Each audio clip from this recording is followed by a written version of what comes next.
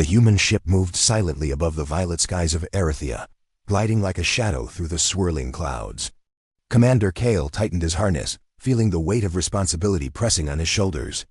Beside him sat Princess Lyra, the heir of the Erythean Empire.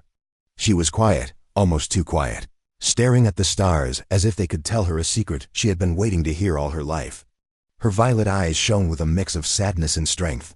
And Kale realized she was far more fragile than anyone had told him, but far more resilient. 2. Kale had been given a mission no human could envy: escort the alien princess to a neutral human colony. The aliens had called it a gift, a symbol of peace. Humans called it a responsibility that could easily turn deadly. Kale didn't care about politics. He only cared about keeping the princess alive. He stole a glance at her, and for a moment, she looked at him. Her gaze was steady, but distant, like she was measuring him against something he could not see. "Princess," Kale said softly, trying not to startle her, "you are safe. I won't let anything happen to you." Her lips pressed together. She did not answer. Only her eyes flickered toward him, curious and cautious. Kale understood then that her silence was not emptiness, it was fear, but also pride and a quiet defiance that refused to show weakness. Humans often underestimated alien emotions, he reminded himself. But he had learned quickly. Princess Lyra was not like others. Hours passed in silence. Kale monitored the ship, listening for the faintest signal of patrols from rival alien houses. They would see the princess as a prize, a pawn, or a threat.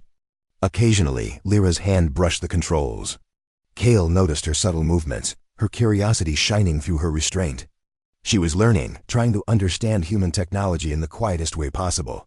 When they finally landed on the human colony, Lyra froze for a moment. The landing bay was crowded with humans moving in every direction, talking, laughing, gesturing with unrestrained energy. She had never seen anything like it. Kale stayed close, guiding her gently, letting her take in the sights slowly. He noticed her eyes linger on children playing near the docks. There was a softness in her gaze, a faint yearning she rarely allowed herself to feel. That evening, in the small quarters assigned to her, Lyra finally spoke. Her voice was quiet, almost hesitant. "You. Humans, you fight without fear." "Why?" Kale leaned forward. "Because we fight for what we love, Princess. We protect what we cannot live without." She nodded slightly, pressing her lips together. The words were strange to her, yet they stirred something she had long forgotten. A faint hope that courage and love could exist outside duty and politics. She had grown up surrounded by luxury, treated like a symbol, a bargaining chip in her father's schemes. Here, with a human warrior beside her, she felt something different, something real. That night, she slept without fear for the first time in her life. Kale watched the gentle rise and fall of her chest. He thought about how fragile she seemed, yet how much strength she carried in silence. In that quiet moment, he understood that this mission was no longer just about duty. It was about trust, connection, and perhaps something neither human nor alien had expected. Outside, the stars shimmered like distant fires. Kale's heart stirred with a strange sense of hope. He did not yet know what the future held, but he knew this story of a human and a barren alien princess was only beginning. And when it did unfold, it could change everything. The next morning, the human colony buzzed with activity. Kale led Princess Lyra through the wide streets, keeping a careful watch on her. Despite her quiet demeanor, she observed everything: the way humans moved, the way they spoke, the way they laughed without fear. Her violet eyes, still clouded with sorrow, occasionally caught the glimmer of hope in ordinary things. Kale noticed how she lingered near a small garden where alien flora, brought for study, thrived among human flowers. "You look at it like it is alive," Kale said. Breaking the silence, Lyra's lips pressed together, and she nodded. "It reminds me that life can grow even when it is hard." Kale understood the hidden meaning. She had been taught that she could not bear children, that her body was flawed by fate or by the gods of her people. Her barrenness had been a secret whispered behind palace walls, a scar she carried in silence. The humans had no way of understanding the weight of such a truth. And yet Kale felt it as clearly as if it were his own burden. In the small quarters of the colony, Lyra wandered alone, her fingers brushing the walls as if feeling for traces of memory. Kale gave her space but kept a careful watch. He could not let her wander too far, not with enemies of her house lurking in the shadows, waiting for any opportunity. Yet he saw her grief, quiet and deep, like a river hidden beneath a frozen surface. That evening, as the twin suns set behind the horizon, Kale brought a small meal to her quarters. He noticed her gaze fixed on the sky, her posture stiff and elegant, even in solitude. "Do you miss your home?" he asked gently. Lyra turned, her eyes reflecting the last rays of sunlight. "I miss who I thought I could be. I miss hope." Her voice trembled, soft and broken. "They told me I could never give life. I believed them. I thought my purpose was only to be a symbol. Nothing more." Cale felt an ache in his chest. He had faced enemies, fought wars, and survived countless dangers, but the vulnerability in her words struck deeper than any weapon ever could. "Princess," he said softly, "hope is not something that dies because someone tells you it should. Life is full of surprises. Sometimes it comes when we least expect it." Lyra's lips quivered. She had never heard such words from anyone before, not from her father, not from advisors, not even from the court healers who treated her like a problem to fix. A strange warmth began to bloom inside her, a feeling she had buried under fear for years. Could this human, so different from her people, understand something her own kind could not? Days passed in cautious routine. Cale trained her in small survival skills, not because she needed them for combat, but because he wanted her to know her own strength. Lyra adapted quickly, learning to handle basic equipment, read maps, and navigate the colony's outskirts. With each lesson, Cale saw her confidence grow, though her eyes still held the quiet shadow of sorrow. One evening, a messenger arrived from the Human Council.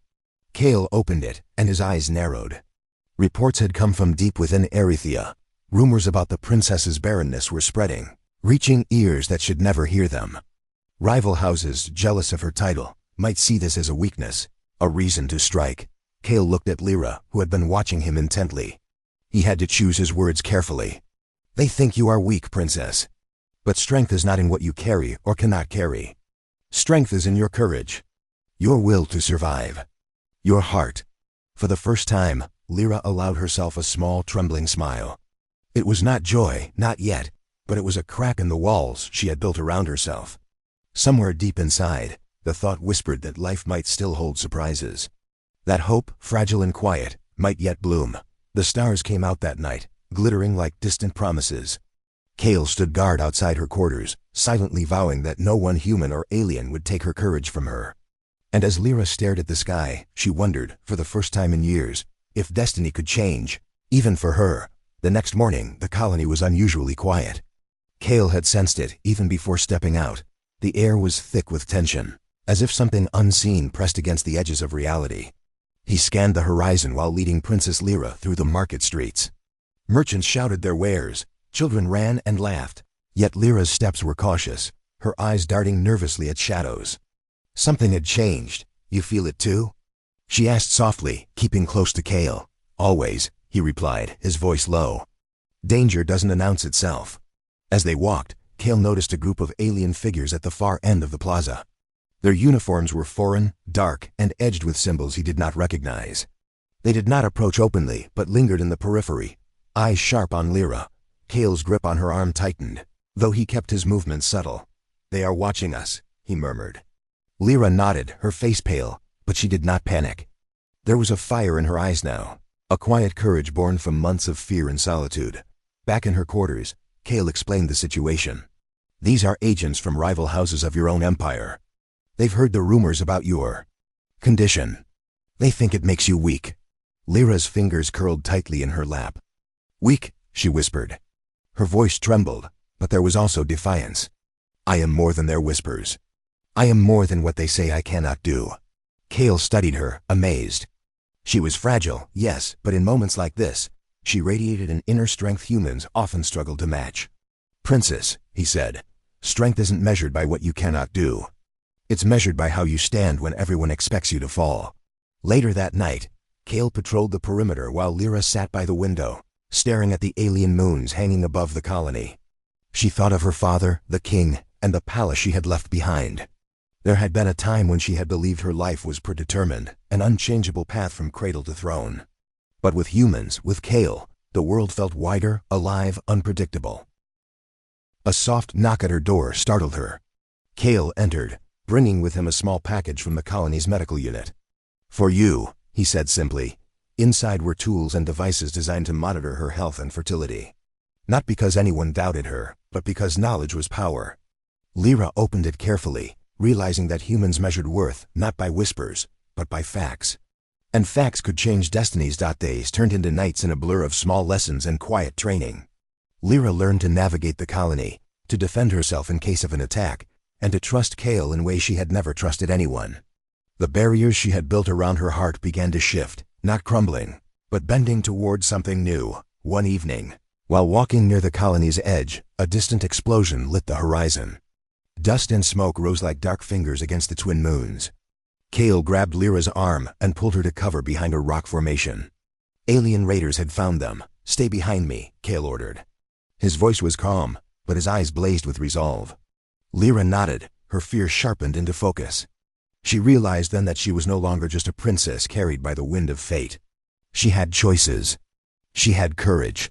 And she had Kale. The attackers approached, but before they could strike, Kale's human ingenuity turned the terrain to their advantage. He used traps and misdirection, guiding Lyra safely through the rocks. When the last raider fell back, defeated and confused, Lyra looked at Kale with something she had never felt before: gratitude, trust, and a spark of admiration. "Thank you," she whispered. Almost inaudibly, Kale smiled faintly, but there was a tension in his jaw. "We are not safe yet. Your enemies will not give up so easily." That night, as Lyra lay awake, she realized something profound. The world she had feared, the life she thought was over, was shifting beneath her feet. She was not powerless. She was alive. And in that awakening, hope began to bloom, quiet, fragile, but unyielding. The Erethian palace was not silent.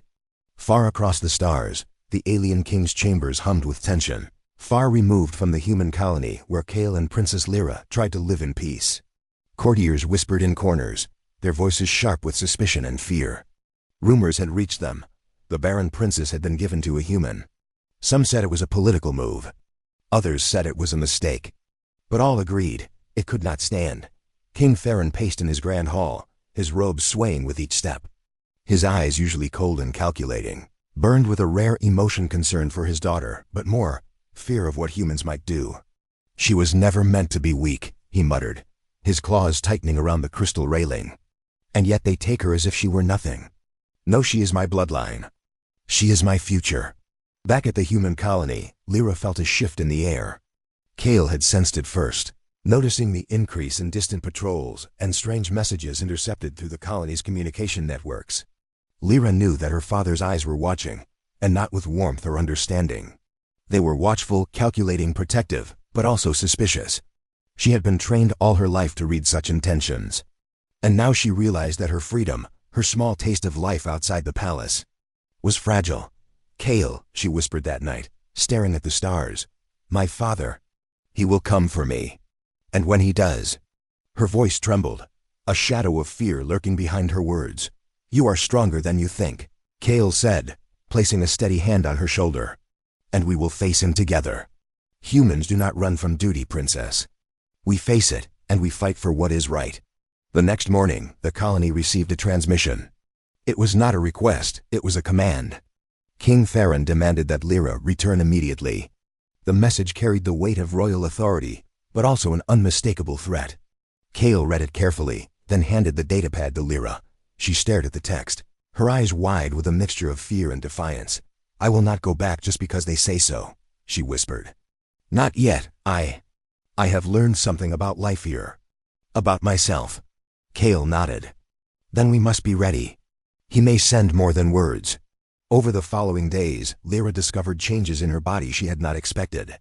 A faint warmth, a new rhythm in her chest. She realized with a mixture of awe and disbelief that life was stirring inside her. She touched her stomach lightly, afraid to hope, yet unable to suppress the fragile joy that bloomed. A child, the impossible, the miraculous, something no one had predicted. Kale noticed her hesitation, her worry masked beneath calm composure. "It's okay," he said softly. "Life finds a way, princess. Humans know that, and so do you. You are not powerless. You are alive. You are creating life." Fear and joy collided within her.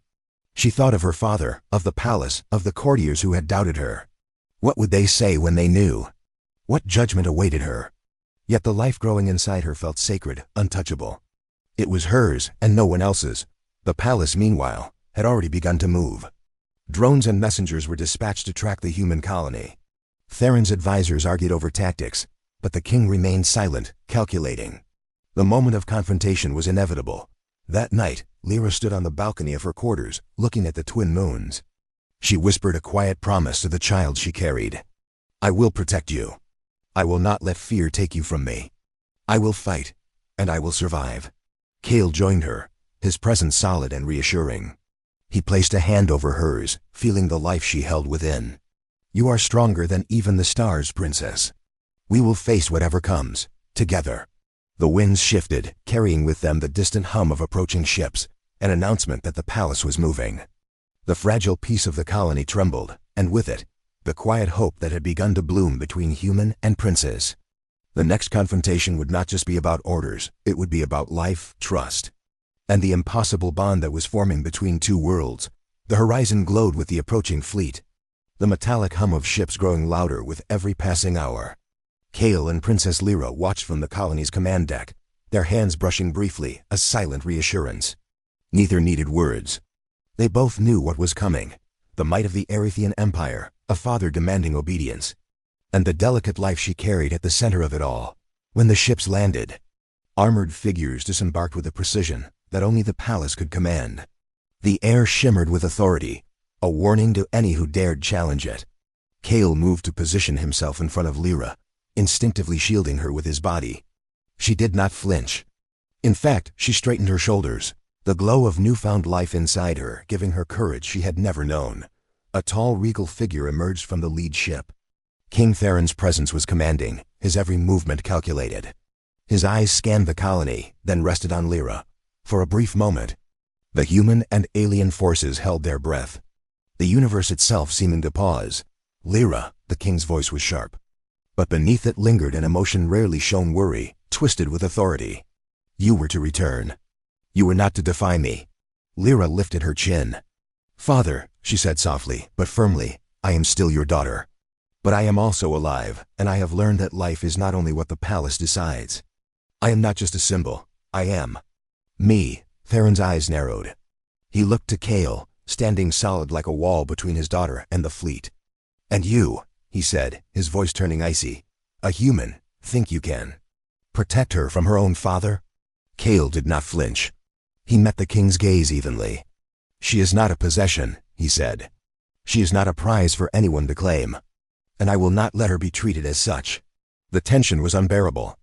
The alien courtiers whispered among themselves, unsure if the human would be crushed under the king's authority or if something extraordinary was unfolding. Lyra felt her heart race, but the life growing inside her made her steadier than ever. She touched her stomach lightly, drawing strength from the miracle she carried.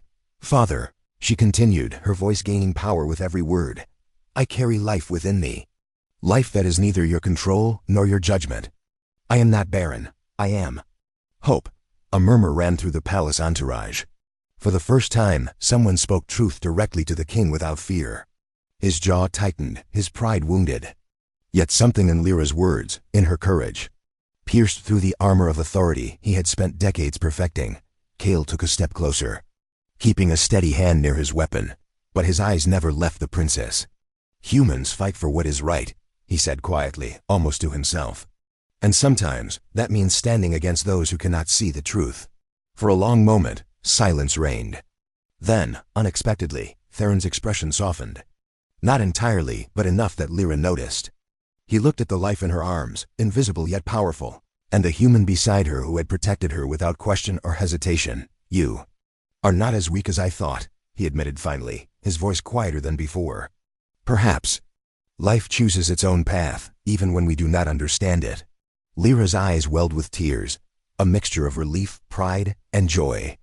Kale's hand brushed hers in reassurance. The confrontation was not over, not fully resolved, but the impossible had happened. The king had seen strength in his daughter he had never acknowledged before. As the alien fleet withdrew slightly, yielding ground to human diplomacy and courage, Lyra took a deep breath. She realized something important. She had the power to define herself. Not as a pawn, not as a symbol, but as a mother, a warrior. A person who could face both human and alien worlds alike. Kale watched her, admiration and protectiveness mingling in his eyes. The princess had been given a chance to live, not as the palace demanded, but as her heart dictated. And together, they had changed the course of the kingdom. Not with violence alone, but with courage, love, and the miracle of life. The colony had quieted after the confrontation. But the air still held tension, like a storm that had passed yet left shadows behind.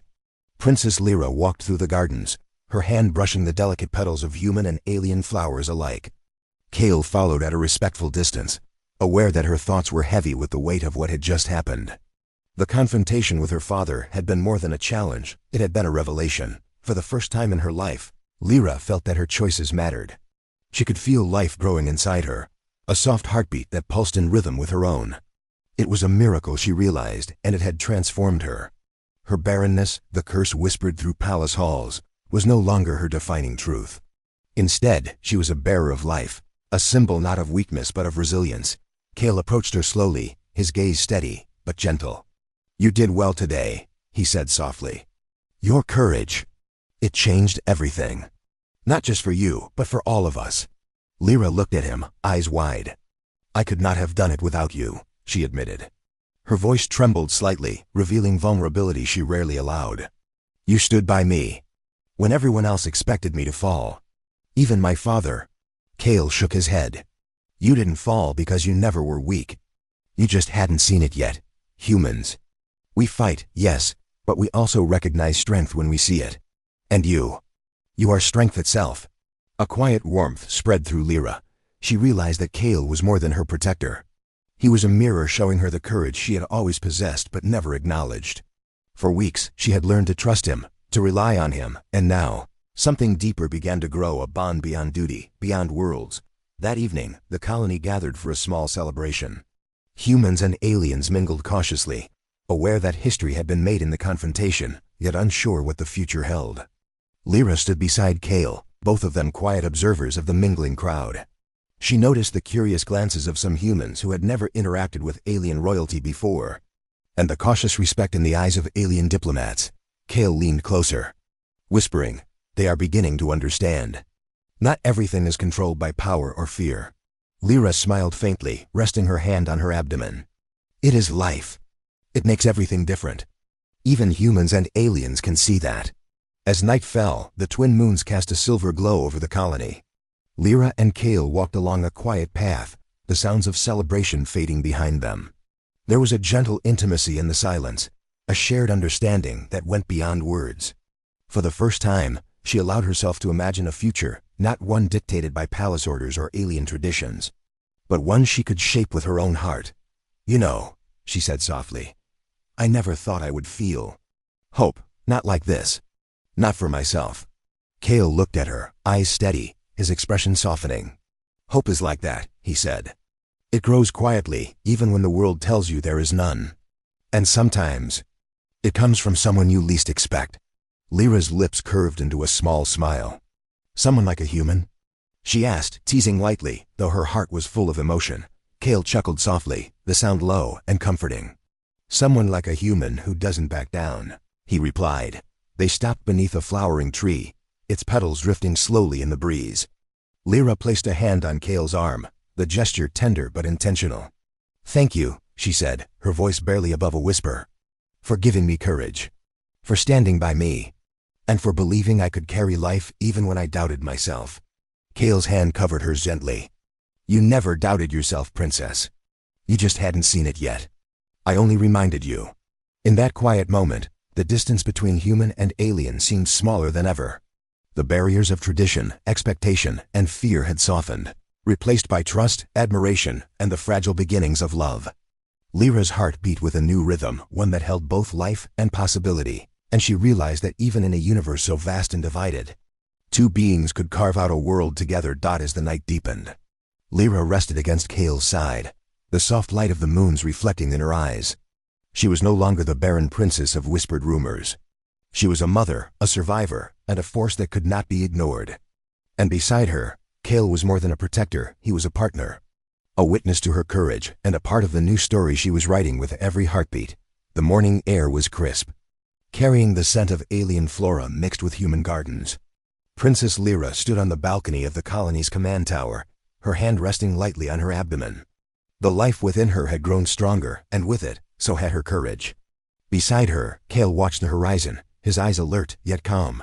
For weeks they had faced threats, doubts, and the weight of a kingdom's expectations. Now the final test approached, not with weapons, but with truth. A fleet of ships descended from the stars, larger than before. King Theron himself led them, his presence commanding yet different this time. There was tension in the air, but it was no longer only fear. It was expectation, curiosity, and perhaps a cautious hope. "Princess Lyra," the king's voice boomed through the communication channel. "I have come to see what has changed. Tell me, what is this life I hear you carry?" Lyra took a deep breath. She did not hide, she did not flinch. The months of fear and doubt, the whispers of barrenness, the silent nights filled with uncertainty, they had all led to this moment. "Father," she began, her voice steady, "this life is a part of me. I carry it not as a symbol of duty or obedience, but as proof that life and hope exist, even in the darkest moments. I am not barren. I am alive. I am creating life." The king's silence was heavy, the weight of centuries of tradition pressing on him. For a moment, no one moved, no one spoke. Kale remained at Lyra's side, his hand brushing hers lightly, a quiet support.